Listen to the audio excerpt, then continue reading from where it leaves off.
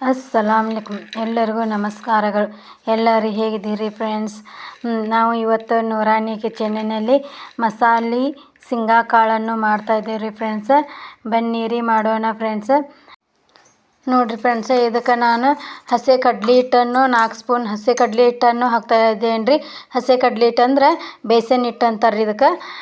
ಅದನ್ನು 4 ಸ್ಪೂನ್ ಬೇಸನ್ ಹಿಟ್ಟನ್ನು ಹಾಕ್ತಾ ಇದ್ದೀನಿ ರೀ ಫ್ರೆಂಡ್ಸ್. ನಾ ಈಗ ಅದಕ್ಕೆ ಮಸಾಲೆ ಮಾಡ್ಕೊಳಕ್ಕೆ ಈಗ ಅದು ಹಾಕಿದ ನಂತರ ಇದಕ್ಕೆ 1 ಸ್ಪೂನ್ ಕಾರ್ನ್ಫ್ಲೋರ್ ಹಿಟ್ಟನ್ನು ಹಾಕ್ತಾ ಇದ್ದೇವೆ ರೀ.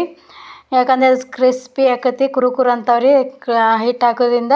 ಹಾಗಾಗಿ ನಾನು ಅದನ್ನು ಹಾಕ್ತಾ ಇದ್ದೇನೆ ರೀ ಫ್ರೆಂಡ್ಸ್. ಈಗ ನೋಡಿರಿ ಅರ್ಧ ಸ್ಪೂನ್ ಉಪ್ಪನ್ನು ಹಾಕ್ತಾ ಇದ್ದೇನೆ ರೀ.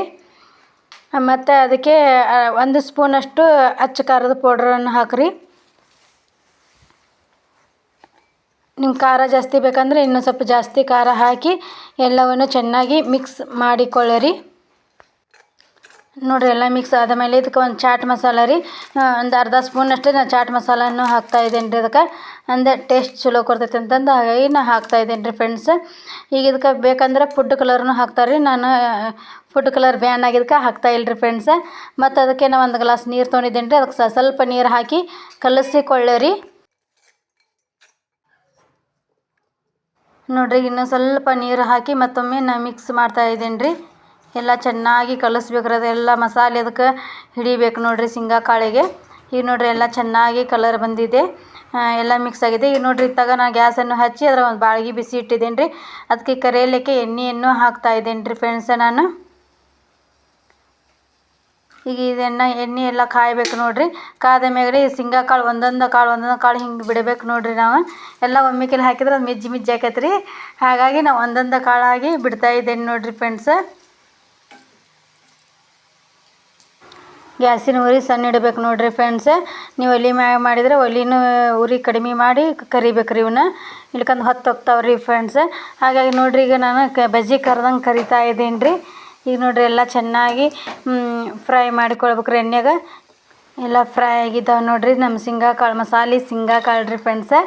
ಈಗ ನೋಡಿರಿ ಎಷ್ಟು ಚೆನ್ನಾಗಿ ಬಂದಾವೆ. ಇವು ಮಳೆ ಬರೋ ಮುಂದಕ್ಕೆ ಈ ಥರ ಮಕ್ಕಳಿಗೆ ಮಾಡಿಕೊಟ್ರೆ ಭಾಳ ಟೇಸ್ಟಾಗಿ ಇರ್ತಾವೆ ರೀ. ಮಕ್ಕಳು ಅಂಗಡಿಯಾಗ ಹೋಗಿ ತಂದು ತಿಂತಾರೆ. ಅದ್ರ ಬದಲು ನೀವು ಮನ್ಯಾಗ ಈ ಥರ ಮಾಡಿಕೊಳ್ರಿ, ಮಕ್ಕಳಿಗೆ ಭಾಳ ಇಷ್ಟದಿಂದ ತಿಂತಾರೆ ಮಕ್ಕಳು. ನೋಡಿರಿ ಫ್ರೆಂಡ್ಸ್, ಮತ್ತೊಮ್ಮೆ ನಾನು ಕಾಳನ್ನು ಹಾಕ್ತಾ ಇದ್ದೇನೆ ರೀ, ಶೇಂಗಾ ಕಾಳನ್ನು. ಮತ್ತು ಒಂದೊಂದು ಪೀಸಾಗಿ ಬಿಡಬೇಕ್ರಿ ಈ ಥರ, ಅಂದರೆ ಒಂದಕ್ಕೊಂದು ಅಂಟ್ಕೊಂಗಿಲ್ಲ ರೀ.